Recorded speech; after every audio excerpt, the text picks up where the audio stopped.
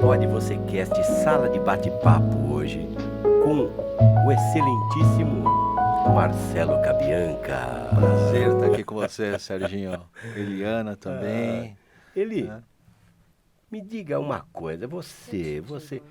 Digo tudo o que você quer saber. Quando eu e o Marcelo, a gente fica falando, né, Marcelo? Fica do lado da Eliana, quando ela começa a falar, a gente faz assim, uau. Fala pelos cotovelos. Meu pai falou que eu comecei com 9 meses e não parei até hoje. Sabe o que é isso aí? Já me contaram. É tomar água na concha, não é verdade, é água de chuva na concha. Você fica falando desse jeito. Mas você fala com muita propriedade sobre tudo, né? E principalmente neste universo do vinho. Eu quero começar em alta, Marcelo. Manda lá, Serginho. Hoje eu tô desse jeito. Vai. Hoje eu quero... Então, mas a gente tem que falar uma coisa, né? Bom, O quê? Serginho, fala, depois eu complemento. Não, é porque eu tô vendo que aí vem, entendeu? Vem. Tô preparada. Sabe por quê? Todo mundo fala vinho. Porque o vinho. Porque nós vamos tomar vinho. Certo. Eu vou tomar O que é vinho, Eliana Orlovas? Ui, nossa, você começou... Comecei filosófico hoje. Pois Sabe é, o que né? acontece? Você começou pelo óbvio que não é óbvio. Verdade. Não é verdade? Não Isso sei. foi muito inteligente verdade. da sua parte, Serginho. Parabéns. Você me surpreende. Mas, na verdade, eu acho assim, é uma pergunta que parece óbvia, mas o nosso intuito principal aqui nessa sala de bate-papo, e vocês podem confirmar isso, é levar um pouquinho de conhecimento. E o que parece que é óbvio para uns, não é tão óbvio para outros. Verdade. Então, eu acho assim... assiste o Vinho Pode Você Cast, a nossa sala de bate-papo, que você vai ter um curso gratuito. Porque você vai conhecer, entender de coisas importantes relacionadas ao mundo do vinho, mas também que vão te ajudar no dia a dia. Isso que é mais bacana, né? Se você é um consumidor do vinho, né? É Então, isso aí. vamos lá. Vamos à resposta do Serginho, né? O que é o vinho? Você sabe que até se você puxar no dicionário, existe uma dualidade na definição do vinho, né? Uma das definições diz o seguinte, que o vinho, ele é uma bebida fermentada feita a partir do mosto de uva. Opa. E Parece existe uma incompreensível. outra definição para vinho, de que o vinho é uma bebida fermentada de qualquer fruta. Olha aí. Só que assim, né? Muitos defendem que não, vinho é uva. É uva. Eu, como enóloga, eu defendo essa tese, tá? Eu como italiano também, Eu tá? defendo essa tese, porque para mim, uma bebida feita à base de maçã é um fermentado de maçã, certo? Faz sentido. Uma bebida que é feita de pera é um fermentado de pera. Para mim, vinho vem de videira. E a videira produz o quê? Uva. Será que a Aurélio estava bebendo um vinho na hora que fez? Eu não sei. Então, Ou assim, tava eu com preciso, vontade. eu preciso defender a minha tese. Porque tem gente que fala assim, eu bebi vinho de jabuticaba. Isso me soa muito estranho, né? Então, assim, eu apoio a tese de que o vinho é a bebida fermentada feita a partir do mosto de uva. Sensacional. Então, ó, já vou emendar, Marcelão. que Manda. Hoje eu tô terrível. Manda, Serginho. Já manda, então, logo 2 famílias de uva para nós. Então, na verdade, o vinho, ele é produzido a partir, né? Na verdade, qualquer uva pode produzir vinho, tá? Qualquer uva pode produzir vinho.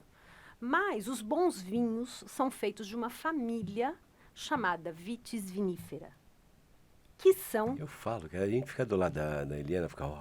mas vai ficar mais fácil para você entender, Serginho, porque assim, você tem a família Vitis vinifera e você tem a família Vitis labrusca. A família Vitis labrusca é de uvas que você consome no teu dia a dia. Que no Brasil, por sinal, produz excelentes uvas. Uva Isabel, uva Itália, uva Niágara, uva Globe. Então você tem uma infinidade. Essa é a Vitis labrusca, que é a uva de mesa, né? Muito bem. E qual que é a diferença delas? A uva de mesa, normalmente, ela é grande e suculenta, né? E algumas nem têm semente. A Vitis vinifera, que é a que produz os vinhos e vinhos de melhor qualidade, normalmente são uvas pequenininhas, com semente e que trazem, né, uma potência, ela é mais reunida em termos de características de sabor, né, de todos os componentes necessários para se produzir um bom vinho. Agora deixa eu perguntar uma, Serginho, vai. Marcelo, Me é a tua permite, hora. Serginho. É a tua hora. Vamos lá. Eliana, me fala o ciclo de uma videira. Vamos explicar aqui o ciclo de uma videira. Gostei Você viu, da Serginho? pergunta. Você acha que tá sozinho nessa? Você não tá, Serginho. Esse tema, ele também hoje já é um pouquinho polêmico, mas vamos para o que é mais, que é o padrão, né? Para a gente poder tá colocando aí uma visão mais clara para quem está nos ouvindo, né? O ciclo da videira, ele é um ciclo de 1 ano, tá? Então, você tem um período, né, de fecundação, o período de evolução, o período de produção e o período de morte, né? Que a gente fala que não é uma morte verdadeira, mas é a morte do ciclo, né? Então, ele dura 365 dias. Se você pegar, por exemplo, existem colheitas, né? Se você pegar o hemisfério norte, a colheita, ela fica no período do ano de agosto a outubro. E no hemisfério sul, a colheita fica entre janeiro e março. Porque já pega o verão lá no estado. Exatamente. Então, você tem essas diferenças, mas ainda assim o ciclo é de 1 ano. Mas engraçado que você foi falando, me surgiu uma dúvida. Existe um vinho chamado colheita tardia. O que significa isso? Então, a colheita tardia não é, obviamente... Ele passa desse ciclo, é isso? Ele passa um pouquinho, não tanto, né? Isso vai realmente da observação do agrônomo, né, do próprio enólogo, porque determinadas uvas, determinadas castas, vamos dizer assim, se elas passarem muito, elas, obviamente, depois vão virar adubo, né? Elas não poderão ser produzidas. Não servirão para vinho. Exatamente. Então, assim, é um desafio para quem está produzindo vinho. Então, colheita tardia é aquele que você chega no limite da maturação para poder extrair o máximo da concentração de açúcares, glicídios e fenóis, enfim. Olha aí, muito bom, muito bom. Bacana, hein? Falar um pouquinho de safra. Tá, a safra, por que a safra é importante, né? Por que vem sempre, né? A pessoa faz questão de saber. Obviamente, né? Nesse ciclo de 365 dias, tudo pode dar certo, mas tudo pode dar muito errado.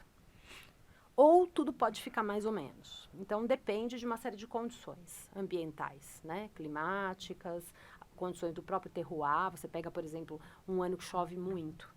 Ele vai alterar todas as camadas e toda a parte do lençol freático daquele terroir específico, né? Então, o que isso pode ocasionar? Pode ocasionar uma mutação no produto que é a uva, né? Então, você pega um solo mais encharcado, ele vai produzir um tipo de uva. Você pega um solo mais drenado, ele vai produzir outro tipo de uva. Mas isso fica registrado de algum jeito? Porque, veja, Marcelo, nós já vimos isso algumas vezes, né? O cara olha aqui o rótulo. Ah, esse aqui é um 2021. Fica assim. É isso? Fica assim. Então, assim, você ali sinaliza, por exemplo, você pode produzir esse mesmo vinho, de repente a safra 21 dele foi maravilhosa, a safra 22 já não foi tão boa. Fica marcado. Né? Tanto é que toda essa preocupação que vocês, né, que a gente acompanha na televisão e tudo isso, né, das chuvas, das inundações no sul do país, isso é uma grande preocupação. Porque você, assim, inicialmente, você vai ver o impacto do desastre. Minimamente você macula a safra, é isso? Totalmente, totalmente. Né? Aí você vai sentir o resultado, propriamente dito, no próximo ano, nos próximos 2 anos, vamos dizer assim. Né? Deixa eu fazer uma pergunta, então. Ok. Deixa eu só complementar um negócio da safra. Só que, assim, não significa que um vinho, por exemplo, você está vendo aqui, esse vinho aqui que a gente trouxe hoje até, obrigada, Garbo, sempre nosso parceiro. Nós trouxemos aqui o colaborativo, que é o Merlot com Cabernet Sauvignon, que a Vila Cabianca comercializa. E este vinho, vocês estão percebendo, ele sinaliza a safra 2021, tá? Só que você acha que uma garrafa de vinho ela pode conter uma safra só? Não. Agora você me pegou. Não. Se você tem os vinhos que são chamados non-vintage, onde você pega vamos dizer, o mesmo vinho, que não é o mesmo vinho, a mesma receita de vinho, tá? E você pega o que?